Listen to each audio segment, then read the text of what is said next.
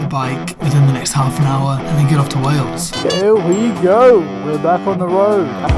It's a beautiful looking bike. It's about to get very toasty.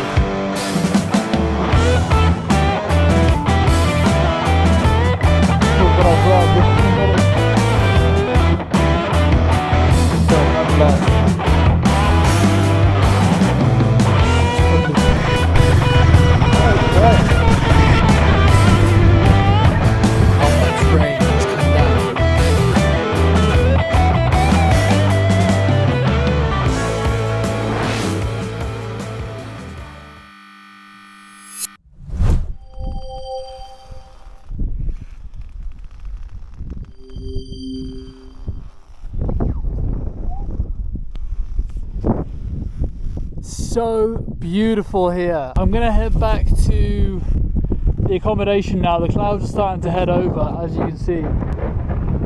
The wind's really starting to pick up, and I think the rain is really due for about 7 heavy showers. I'm in the waterproofs, but if I can avoid them and stay dry for tomorrow, which is supposed to be a dry day, then I think that would be ideal. So we're going to head back toward the accommodation now the way we just came. So let's jump back on. See you on the road. I lied. It's actually taking me this way to get to the accommodation. So we're going back a different way by the looks of it. Oh, I'm looking forward to more of this tomorrow. Hopefully the rain isn't too bad and we can enjoy a bit of a drier day. Oh, look at this. The colours keep on coming. Now we've got yellow. Ah.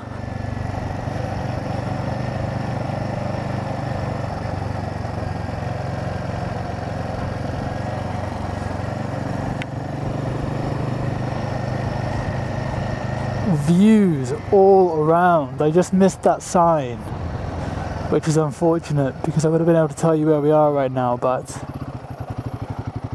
oh yeah, maybe it isn't going to rain anytime soon. I think we have time. I'm going to stand here and take it in for a second. Well, it's definitely caked in mud now. I'm going to have to give this a wash before I take it back to the dealership. Oh yeah. This is perfect. Okay, I'm forcing myself to leave. I should get to the accommodation by 5:15, which means I've got time to stop at the shop, get a bit of food, get something to drink, and then kick my feet up and actually plan for tomorrow then. I'm not a huge fan of riding in the dark, so if I can avoid it then I do. And you're having a good back scratch there. And the last time I was here actually with Matthias, as soon as that sun goes down at this time of year, the temperature just drops right off rapidly. It gets very frosty. Before having this bike, which obviously was kind of unexpected, oh god, don't expect me to walk this thing back. Come on, I can't. I'll have to pull over here. Plenty of room.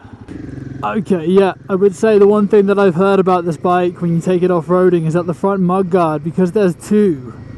There's a low one that stops the mud from actually hitting the radiator and whatnot, and there's a higher one as well, and the lower one is so close to the tyre that it just gets clogged up. So if you're on sticky stuff, you're best just to remove it, otherwise it does jam the front wheel up, is one thing that I have heard and seen happen online. But I don't think I'm going to be taking it off on any kind of terrain that would do that to it, to be honest. Did I not learn anything from travelling around Europe? Obviously not. I think you kind of underestimate it when you're in this country and you know it's not going to be hot, but you just forget to, well, I don't really think about bringing water. I literally looked at my bottle, and it's a big bottle, it's a 1.5 litre, so it is quite a big thing to carry around, but I just thought, oh, I really don't want to carry that. But then you kind of find yourself on roads like this where there's no shops around, and then you just can't really get water. So if you need it, you're kind of buggered. Okay, I'm going to do a really quick summation of, after having ridden this bike around all day now, and now being around these single track routes, which are epic. So much fun. I'm going to quickly give you my thoughts on this bike and some thoughts that I've had riding it around here. Now, you see multiple reviews online of people pushing these things to the limit, and I'm talking like the absolute limit, talking like riding this thing, you know, off the most bumpy terrain you can find through the middle of woodland as fast as you can. Now, not many people are actually going to do that unless you're, you know, a professional rider that loves to kind of race around off-road. I mean, you know, you're not going to be doing that sort of stuff. So realistically, those reviews most of the time I think can be quite pointless. I mean, look, I'm guilty of watching them and I think, oh well, I'm better off going for that other bike then because that one's not performing as well. But let's be realistic. What are most of us doing with these bikes? We're doing this kind of riding, might go and hit a few green lanes. I'm not going to go and do motocross on it because it's not that kind of bike. I go and buy a dedicated bike for that. So here's my thoughts of this bike right now. It is a beautiful bike. I have not been uncomfortable once on this bike, and I've been riding it now for over 7 hours today straight. I've been on and off it a few times, but for literally 2 or 3 minutes at a time. I think if you want a bike that's good for the city and also good for taking to Wales or Europe or green laning, this is a perfect bike for both. You can do both, especially with the tyres that it comes with. I don't know how good they're going to function off-road on proper dirt or proper gravel, but today they've just been fantastic. And I think that's where I've been getting stuck recently. I think where I've got stuck is with the question, do I want a bike that can be thrashed as hard as I can on dirt tracks, proper off-roading, which isn't really, you know, the best bike for London.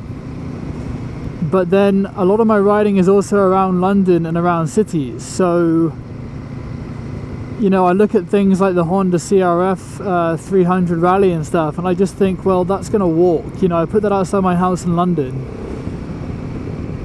That thing's going to walk. Whereas this, I feel a little bit more safe with. I don't quite know why, but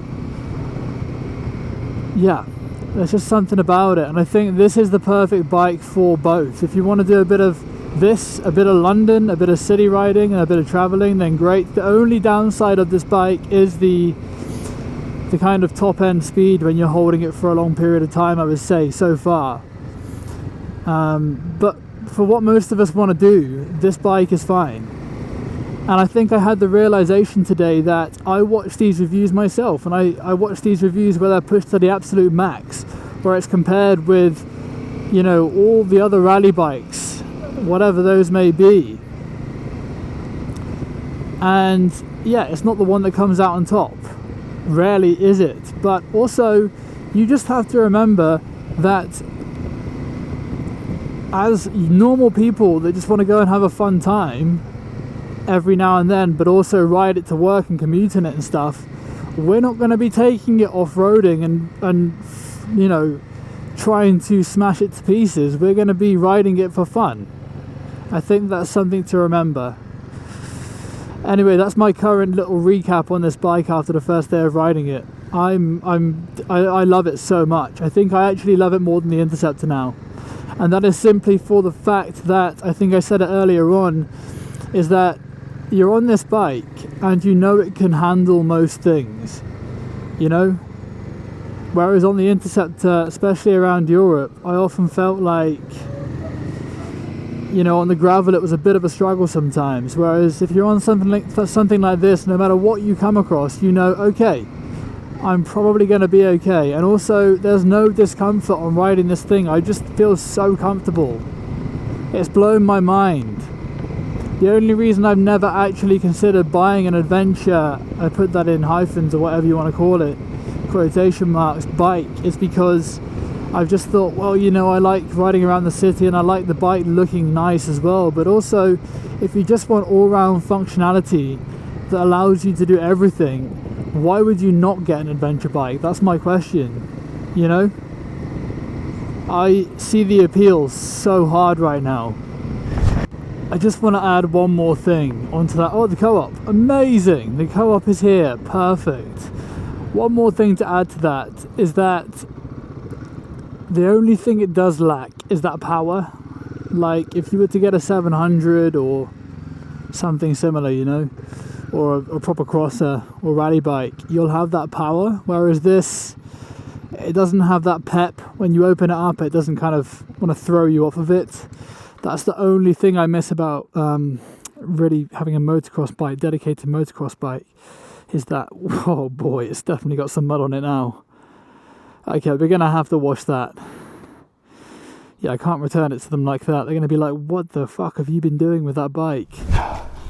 I just figured out the issue with my mic. It's dead. So I literally have no idea how much stuff is actually recorded this afternoon, but this place is lovely.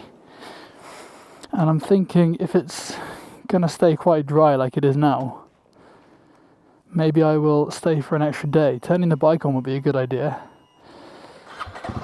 It's only summer once and autumn once a year, so may as well make the most of it. But yeah, this place is beautiful. The guy's bringing me some firewood so I can light the fire pit. And then hopefully, if it doesn't rain, look at that view. We can sit down and enjoy a fire this evening and a beer. But let me show you where we're going to stay tonight.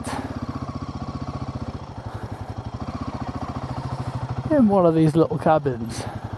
It's perfect. There's a kitchen and a toilet just a bit further up from me now.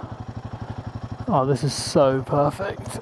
I'm very happy here. I will link this place in the video so you can find it if you wish. It's through Airbnb. But there's the fire pit.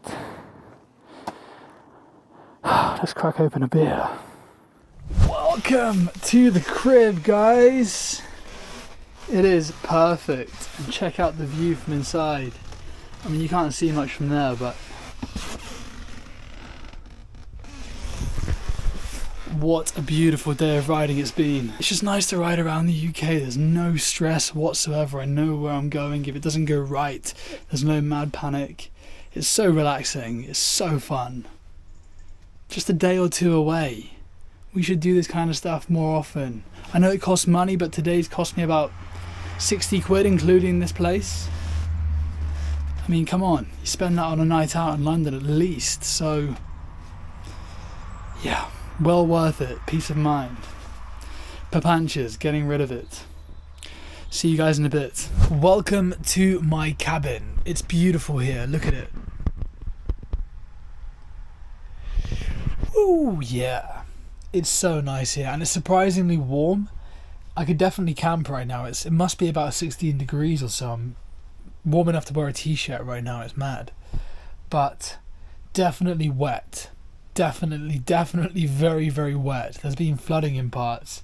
The bike is covered in dirt, so but I'm going to take this evening off, relax, write a little bit, reflect a little bit, and just spend some time in this beautiful cabin, in this beautiful location.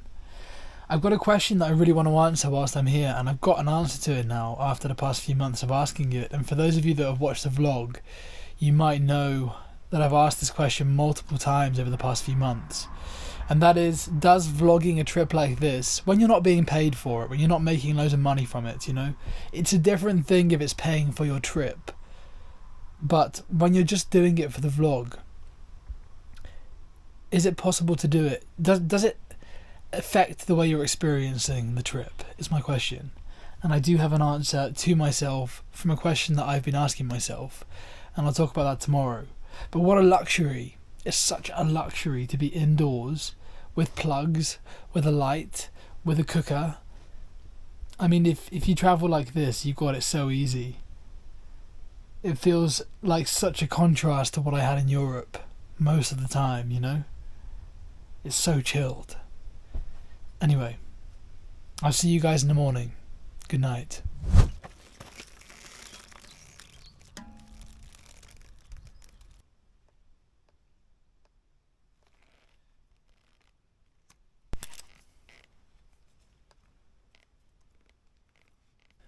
We got a fire.